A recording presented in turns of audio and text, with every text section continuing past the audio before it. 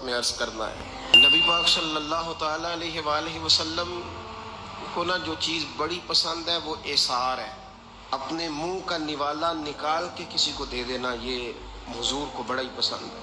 कुर्बानी करना, एसार करना, ज़रूरत होते हुए किसी की मदद करना। कुरान मजीद आप पढ़े ना तो सहाबा की तारीफ कुरान ने बयान की। फरमाया वयुसिरूना अला अनफुसिहिम वलौ काना बिहिम खसासा। फरमाया वो दूसरों पर एसार कर देते हैं चाहे उन्हें कितनी ही ज़रूरत क्यों ना हो। ईद करीब आ गई, बावजूद पाबंदियों के बाज़ारों में रश बढ़ गया। हम तो सुन रहे थे कि लोगों का कारोबार बंद है, पर पता नहीं लोग इतनी ख़रीदारी करने कैसे पहुंच गए। लेकिन कुछ लोग ऐसे भी हैं जिनसे मैंने दबे लफ्ज़ों में पूछा कि सूट सिलवा लिया है, तो उन्होंने जब ये कहा ना कि दुकानें ही नहीं सही तरीके से खुली, तो वो ना उनकी झुकी झुकी आंखें बताती थीं कि दुकान पे जाने के पैसे कोई नहीं पास। एक शायर था तो वो कहता है कि मैं खिलौनों की दुकान के पास से गुजरा, मैं भी साथ था, मेरा बेटा भी और मेरा पोता भी। तो मेरा पोता जिद करने लगा कि खिलौना लेना है, तो मेरे बेटे ने बड़ा समझाया नहीं लेना नहीं लेना, पर बच्चे ने जिद नहीं छोड़ी। बाप ने मारा भी डांटा भी, पर उसने कहा नहीं मैंने खिलौना लेना है। तो जब मेरा बेटा नहीं मान रहा था तो मैंने फिर उसको कहा, मैं मिसाल दे रहा हूँ, पस मंजर कुछ यूं बना होगा। उसने कहा कि तुम खिलौने की दुकानों के पास से क्यों गुजरे, ये बच्चे की जिद है, ये समझौता नहीं करती। ये बच्चों की जिद है, ये समझौता। और वो आज भी दोपहर में बच्चों को सुला देती है इस डर से कि गली में फिर कहीं खिलौने बेचने वाला ना आ जाए। सिर्फ मेरी गुजारिश इतनी है कि 3 जोड़े बनवाले वाला एक बनवा ले, और थोड़ा थोड़ा ना एसार का जज्बा, गरीबों का ईद पर खुसूसी ख्याल। अमीरों ने सारा महीना गोश्त खाया है और बड़ा दब के खाया है। जो नबी पाक की उम्मत से प्यार करे ना, रसूल पाक उससे बड़ा प्यार करते हैं। इस तरह करना, ईद पे गोश्त का आर्डर देना, लेकिन एक दिन अपने घर पका लेना और कोशिश करना कि दाएं बाएं जहाँ गोश्त नहीं ना जाता, थोड़ा थोड़ा वहाँ भी सिर्फ छोटे छोटे खर्चे अपने कम करके, तो वो फिर भी जेब में नहीं रखने, वो थोड़ा सा ना एसार इस ईद पे बड़ा ज़रूरी हो गया है। हाँ कुछ हैं ऐसे ही घर, आप यकीन करें गाँव में फिर भी कुछ लोग ऐसे हैं जो ख्याल कर लेते हैं। शहरों में चूंकि हम एक दूसरे का हाल भी नहीं पूछते, आज भी गाँव में कुछ कच्चे मकानों वाले अपने हमसाये के घर फाका नहीं होने देते। थोड़ी थोड़ी ये अपील है, मेरी ख़ास अपील है, याद रखना। थोड़ा सा मेरा एक दोस्त से बड़ा ही प्यार है, बड़ा ही, मुझे बड़ी मोहब्बत है। मैं कुछ ज़रूरी तो नहीं हर बंदे के मुंह पे कहा जाए। उनकी बेटियां काम करती हैं, मुझे एक सुबह उन्होंने बताया कि बच्चियां काम पे जाती है, तो मैं फजर के बाद सोता हूँ। उस दिन मैं सो नहीं सका, बड़ा मैं अजियत में आ गया। मैंने कहा कि बेटियां तो मेरी भी है ना, तो इसलिए ये थोड़ा सा ना मेहरबानी करें खुदारा, थोड़ा सा ना उम्मत का दर्द भी महसूस करें। बड़ी बड़ी सोसाइटियाँ तो थोड़ी हैं, ज़्यादा लोग तो अभी भी कच्चे मकानों में हैं, तो मेहरबानी करें थोड़ा सा इन लोगों का इस ईद पे ज़रूर ख्याल करें। आज 21 रमज़ान को मेरे अब्बा जी फौत हुए थे, आज के दिन, आज उनको 19 साल हो गए। अब 19 साल पहले मैं कहाँ था आप सोच सकते हैं। तो मैंने बड़े उनके जाने के बाद रातें भी देखी हैं, और मैंने उनके जाने के बाद बड़े कठिन मामलात भी देखे हैं। तो मैंने ये जायका चखा है, मुझे पता है कि ये जो गरीबी का और यतीमी का रंग होता है, इसकी असल शक्ल क्या है वो मैंने असल शक्ल देखी है।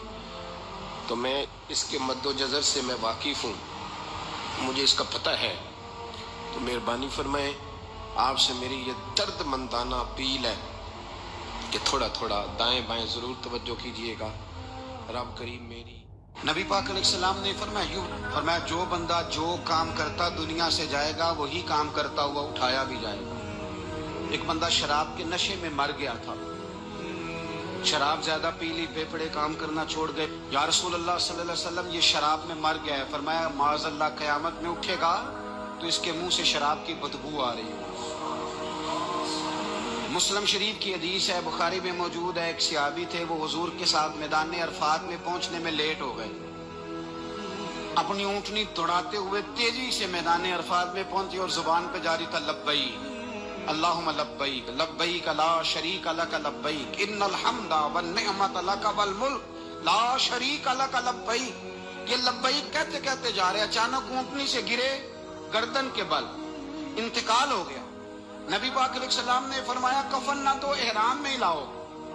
حضور نے جنازہ پڑھایا، فرمایا اسے دفن کر دو، یہ قیامت کے دن جب قبر سے اٹھے گا تو لبیک لبیک کہتا ہوا ہی اٹھے گا. جو بندہ جو کام کرتا دنیا سے جائے گا، بس ذہن بنا لو، جو کرتا جائے گا. اس لیے ہمارے بزرگوں نے لکھا ہے کہ حضرت عمر نماز پڑھاتے ہوئے دنیا سے گئے تھے تو قبر سے نماز پڑھاتے نکلیں گے.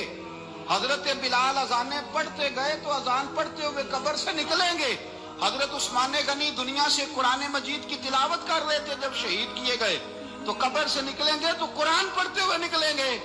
اور فرمایا مدینے والے محبوب دنیا سے امت کو یاد کرتے ہوئے تشریف لے گئے تھے، جب مزار سے نکلیں گے تو امتی امتی کہتے ہوئے ہی نکلیں گے. ہر نظر کانپ اٹھے گی محشر کے دن، خوف سے ہر کلیجہ دہل جائے گا، پروڑ کر وہ کالی کملی آ جائیں گے، سارے محشر کا نقشہ بدل جائے گا. دیکھیں نا، ناراض نہ ہوئیے گا. تاجر تجارت کا ذکر گھنٹوں کرتا ہے تو تھکتا نہیں، سیاستدان سارا دن سیاست کی باتیں کرتے ہیں تو تھکتے نہیں. تو آپ قرآن پڑھتے ہوئے کیسے تھک جاتے ہیں؟ تسبیح نکالتے ہوئے کیسے تھک جاتے ہیں؟ درود شریف پڑھتے ہوئے. موت کے لیے تیاری کریں. آپ جو کام کرتے ہیں نا، انشاءاللہ وہی کام کرتے ہوئے دنیا سے. اعلیٰ حضرت فاضل بریلوی رحمت اللہ تعالیٰ علیہ فرمایا کرتے تھے انشاءاللہ ساری زندگی حضور کے ترانے پڑھے ہیں، قیامت میں بھی ترانے پڑھتے ہی اٹھیں گے.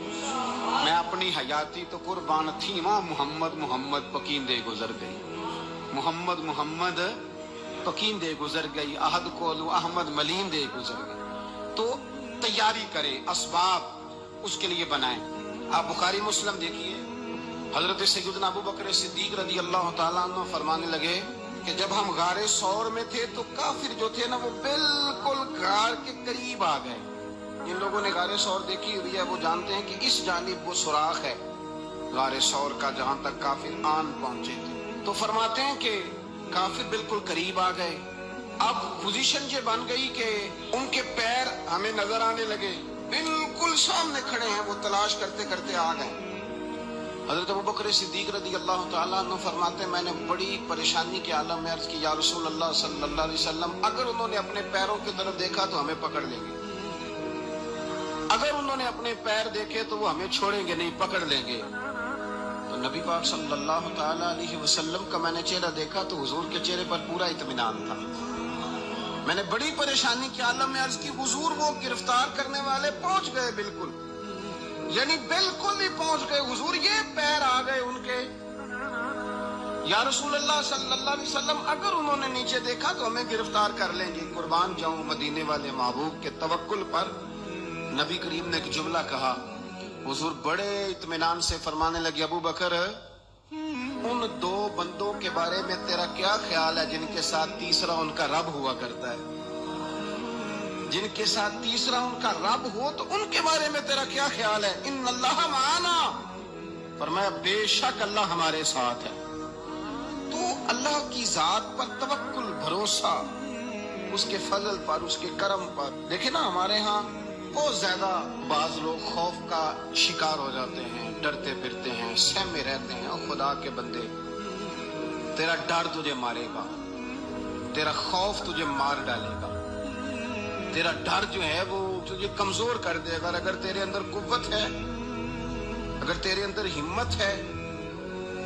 جو لوگ روب کا شکار ہو جاتے ہیں وہ چلے جاتے ہیں، وہ ختم ہو جاتے ہیں.